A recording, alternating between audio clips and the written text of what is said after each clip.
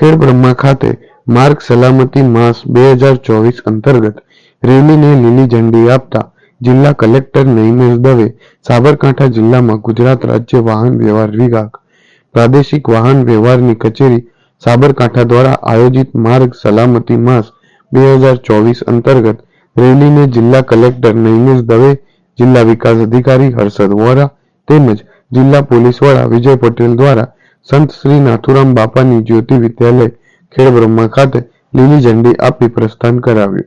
જિલ્લામાં તારીખ 14/2/2024 દરમિયાન માર્ગ સલામતી માસ 2024ની ઉજવણી કરવામાં આવે છે, જે અંતર્ગત આ રેલીનું આયોજન કરવામાં આવ્યું. આ રેલીમાં વિદ્યાર્થીઓ દ્વારા માર્ગ સલામતી અંગે વિવિધ સંદેશાવાળા બેનર સાથે સૂત્રોચ્ચાર કરીને માર્ગ સલામતી અંગે જાગૃતિ ફેલાવવાનો પ્રયાસ કરવામાં આવ્યો હતો. Hasmukh Prajapati, bureau chief, Sabarkantha.